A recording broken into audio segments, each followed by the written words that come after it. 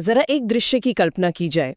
दो इंसान हैं, एक ही मंदिर में एक ही वेदी के सामने खड़े हैं। जी। हाँ, तो दोनों के हाथ जुड़े हुए हैं, दोनों के होठ प्रार्थना में हिल रहे हैं। जी। लेकिन मतलब एक इंसान वहां एक अदृश्य शक्ति के साथ एक तरह का व्यापार करने आया है, और दूसरा इंसान उसी शक्ति के माध्यम से पूरी दुनिया को बचाने की कामना कर रहा है। आज की हमारी इस विस्तृत चर्चा में हम एक बहुत ही असुविधाजनक लेकिन जरूरी सवाल पर बात कर रहे हैं। बिल्कुल। और वो सवाल ये है कि हम किसी भी बड़ी शक्ति, ईश्वर या यहाँ तक कि इस विशाल ब्रह्मांड के सामने किस नियत के साथ खड़े होते हैं ना। एकदम सही। और इस चर्चा का जो आधार है वो सच्चा भक्त कौन नामक एक बहुत ही सुंदर स्रोत सामग्री है। हाँ, और ये कोई साधारण नैतिक कहानी नहीं है जिसे बस दोहरा दिया जाए। जी नहीं, बिल्कुल नहीं।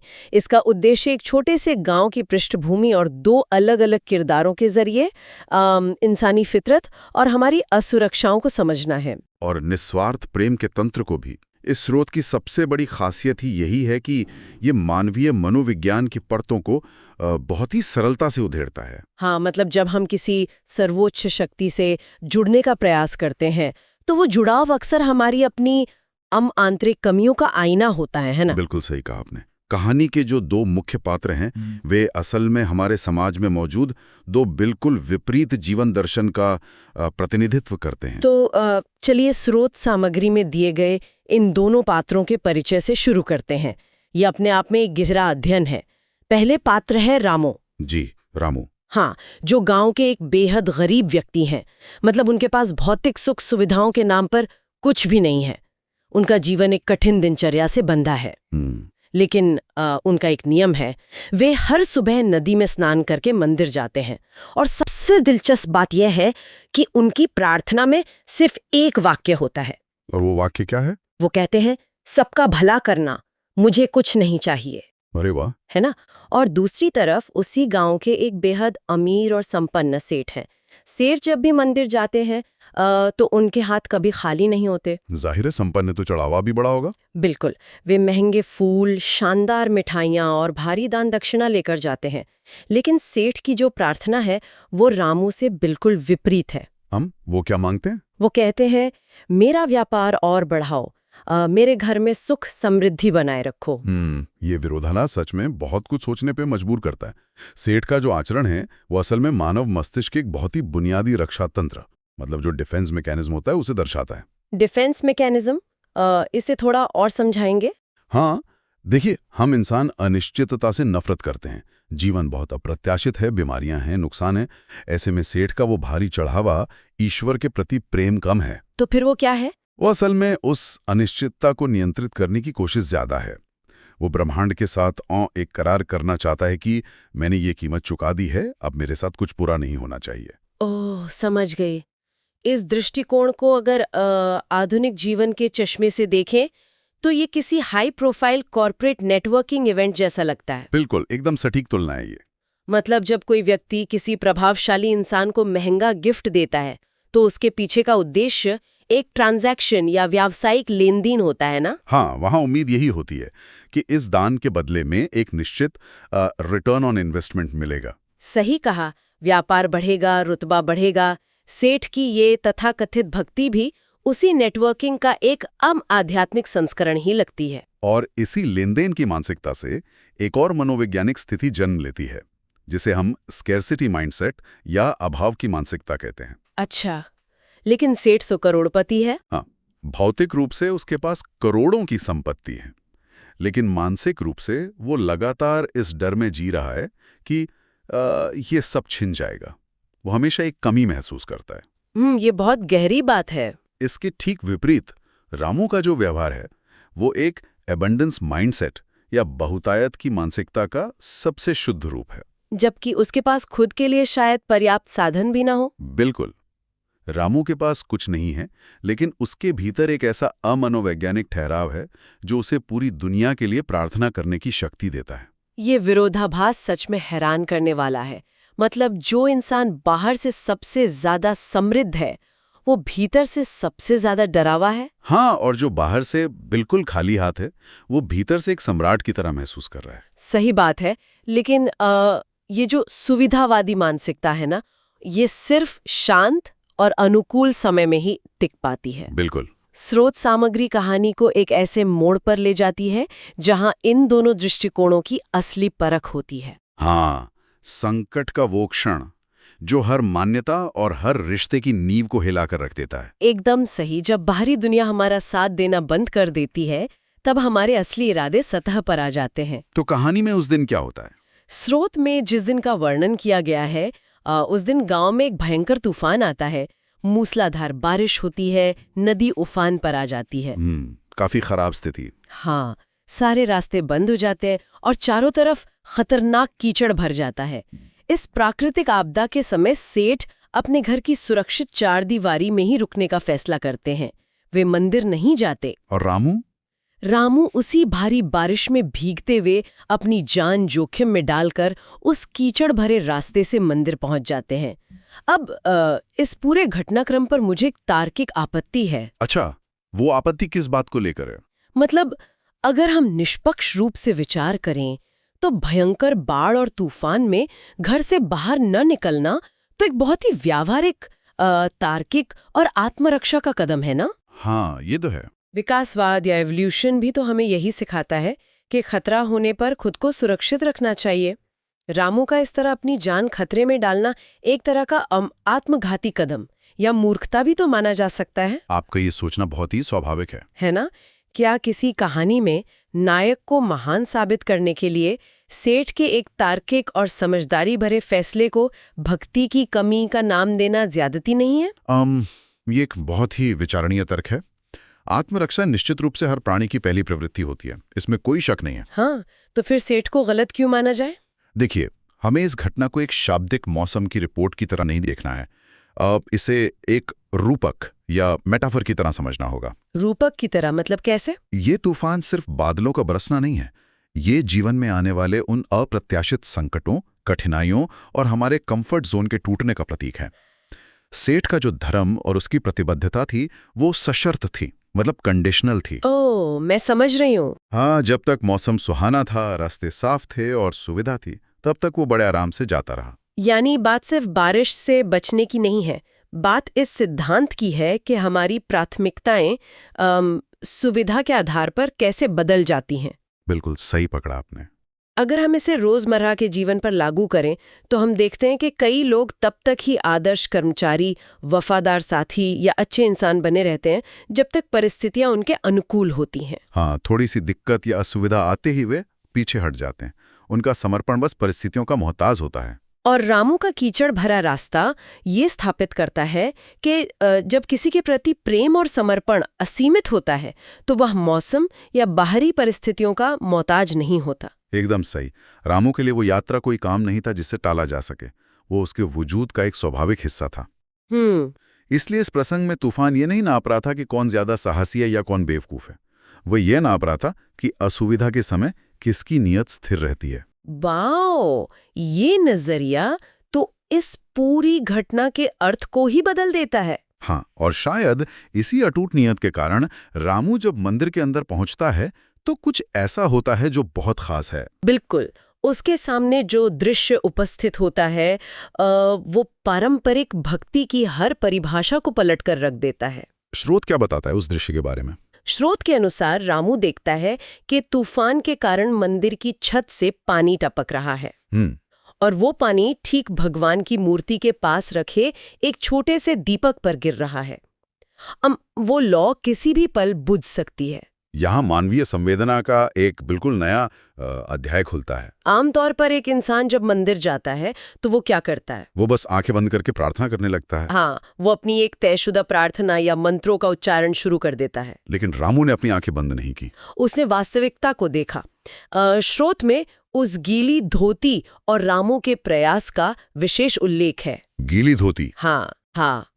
वो तुरंत अपनी उसी गीली धोती का उपयोग करके पानी को रोकने की कोशिश करता है और अपने हाथों का घेरा बनाकर उस दीपक को बुझने से बचाता है। ये बहुत ही शक्तिशाली दृश्य है। और उस समय वो कहता है, हे भगवान, आज मैं कुछ मांगने नहीं आया, बस आपकी सेवा करने आया हूँ।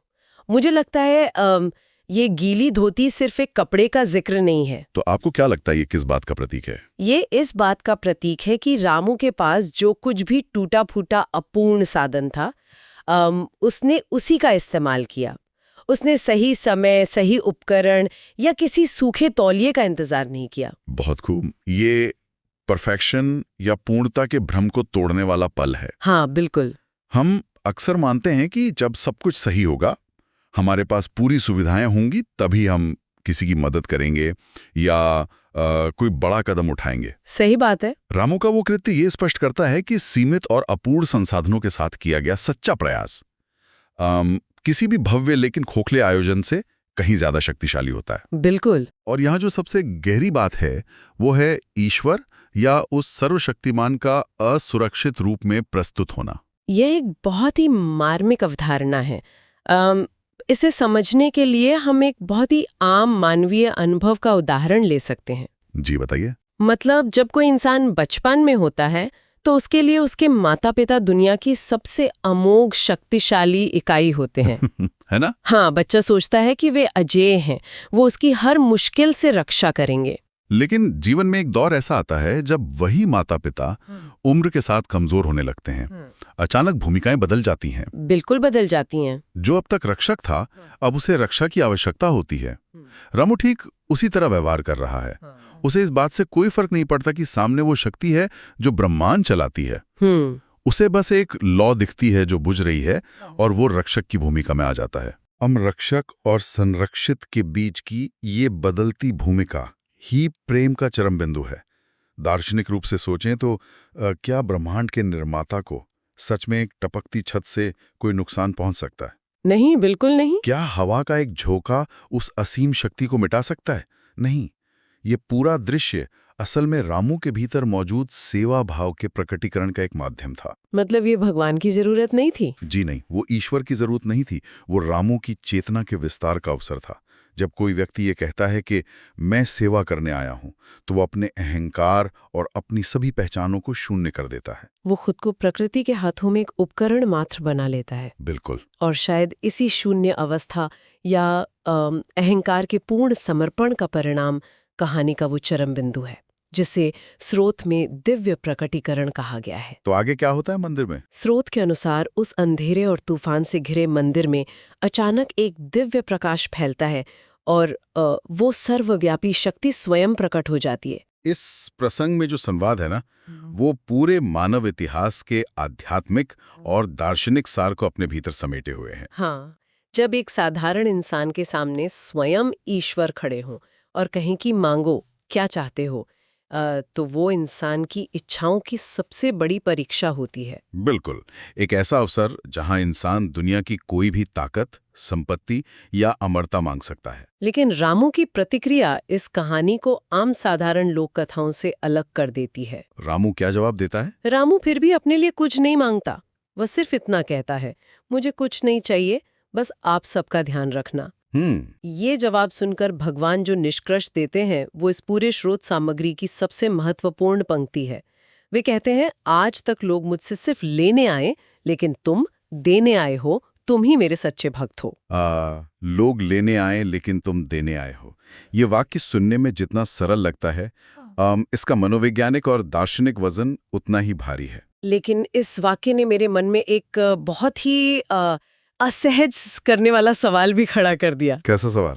मतलब इस ब्रह्मांड, प्रकृति या उस परम शक्ति के पास जिसने तारों, आकाशगंगाओं और हर एक अणु की रचना की है, उसके पास सब कुछ पहले से ही मौजूद है। सही बात। तो ऐसे में एक साधारण, नश्वर और अपनी ही कमजोरियों से जूझ रहा इंसान भला उस रचयिता को क्या दे सकता है? हमारे पास ऐसी कौन सी संपत्ति है जो पहले से उस ब्रह्मांड की नहीं है? ये प्रश्न तो सीधे अध्यात्म की जड़ों तक जाता है। इसका उत्तर इस बात में छिपा है कि हम भौतिकता और चेतना के बीच कैसे अंतर करते हैं। मतलब ये स्पष्ट है कि इंसान प्रकृति को कोई भी भौतिक वस्तु नहीं दे सकता। सेठ जो सोने चांदी, फूल या महंगी मिठाइयां दे रहा था, वे सब पृथ्वी के ही तत्व हैं। हाँ, वे तो पहले से ही प्रकृति के हैं। बिल्कुल। सेठ बस उन तत्वों पर स्थान बदल रहा था और ये भ्रम पाल रहा था कि वो कुछ अर्पण कर रहा है। ये तो कुछ ऐसा हुआ कि किसी के ही बगीचे से एक फूल तोड़ा जाए और उसी व्यक्ति को भेंट करके ये दावा किया जाए कि ये हमारा उपहार है। अरे वाह, ये बहुत ही सटीक विश्लेषण है।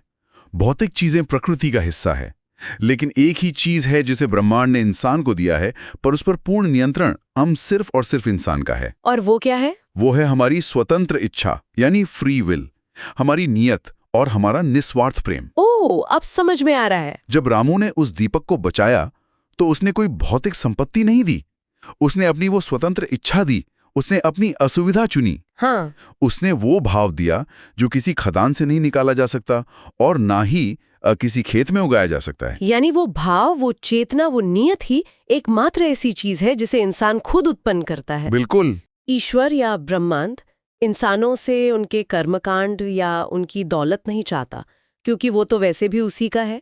वो इंसान की वो स्वतंत्र इच्छा चाहता है जो स्वेच्छा से, बिना किसी लालच के, किसी की सेवा में समर्पित हो जाए। एकदम सही। सेठ भौतिक वस्तुएं दे रहा था, जबकि रामू ने अपने अस्तित्व का वो हिस्सा दिया जो विशुद्ध रूप से उसका अपना था, उसका हृदय और उसकी इंसानियत। और इसी बात से ये साबित होता है कि किसी भी तरह का संबंध, चाहे वो इंसानों के बीच हो या इंसान और ब्रह्मांड के बीच, तभी सार्थक होता है जब उसकी बुनियाद में लेने की बजाय देने का भाव हो। जी। श्रोत का संदेश किसी विशेष धर्म या पूजा पद्धति तक सीमित नहीं है।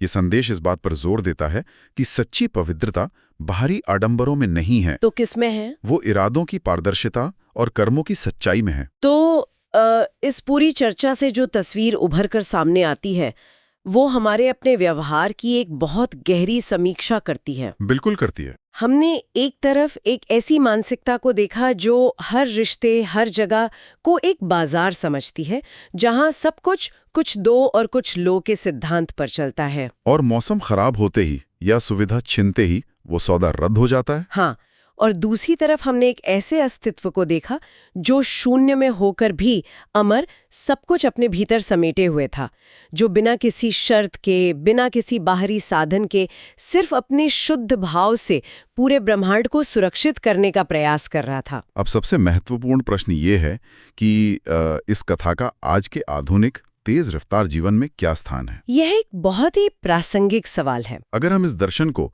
अपनी रोजमर्रा की जिंदगी में लागू करें तो ये हमारे काम करने के तरीके और हमारे रिश्तों की गतिशीलता को पूरी तरह से बदल सकता है। ये बात सच में सोचने पर मजबूर करती है कि हम अपने जीवन के अलग अलग दायरों में किस भूमिका को जी रहे हैं। मतलब जब हम अपने परिवार के साथ होते हैं, अपने मित्रों से मिलते हैं या अपने कार्यस्थल पर होते हैं, क्या हम सिर्फ ये हिसाब लगा रहे होते हैं कि हमें यहाँ से क्या प्राप्त हो रहा है? क्या हमारा व्यवहार उस सेठ की तरह एक उपभोक्ता या कंज्यूमर का बन चुका है जो सिर्फ मुनाफा देखता है? या फिर हम उस जगह पर कोई वास्तविक मूल्य या वैल्यू जोड़ने का प्रयास कर रहे हैं? जब तक समाज सिर्फ उपभोक्ताओं की तरह सोचता रहेगा, तब तक असंतोष और अभाव की मानसिकता बनी रहेगी। ये तो तय है। लेकिन जिस क्षण इंसान एक योगदानकर्ता या कंट्रीब्यूटर की तरह सोचने लगता है, जहां उसका ध्यान इस बात पर होता है कि वो अपने आसपास के वातावरण को कैसे बेहतर बना सकता है, वहीं से उस सच्ची शांति की शुरुआत होती है जो रामू के पास थी। बहुत ही खूबसूरत विचार है ये, और इसी विचार के साथ हम इस विस्तृत विश्लेषण को विराम देते हैं। जी। हमने आज लेन देन की मानसिकता और निस्वार्थ भाव के बीच की उस बारीक लकीर को समझने की कोशिश की जो तय करती है कि हम दुनिया को किस नजरिए से देखते हैं। बिल्कुल। लेकिन इस चर्चा को खत्म करने से पहले एक ऐसा विचार है जो शायद इस स्रोत सामग्री के पन्नों से निकलकर सीधे हमारी दिनचर्या से जुड़ता है। तो क्या है? अगर हम इस बात पर विश्वास करते हैं कि ब्रह्मांड की वो असीम शक्ति हर जगह मौजूद है, प्रकृति के हर कण में, हर जीव में, हर इंसान में, तो जरा सोचिए, जब कोई व्यक्ति सड़क पर किसी बेजुबान और घायल जानवर की मदद करता है, या कोई कर्मचारी बिना किसी स्वार्थ और प्रशंसा की उम्मीद के अपनी किसी थके हुए सहकर्मी का काम आसान कर देता है, सही बात है, या बस यूं ही किसी उदास अजनबी को देखकर हौसला देने वाली मुस्कान दे देता है, बिना ये सोचे कि इसके बदले में उसे क्या मिलेगा। बिल्कुल। तो क्या उस इंसान का वो छोटा सा निस्वार्थ कर्म असल में उस दिन उस भयंकर तूफान में रामू द्वारा अपनी गीली धोती से उस दीपक की लौ को बचाने के बराबर नहीं है? ये एक बहुत ही गहरा विचार है। सोचिएगा जरूर।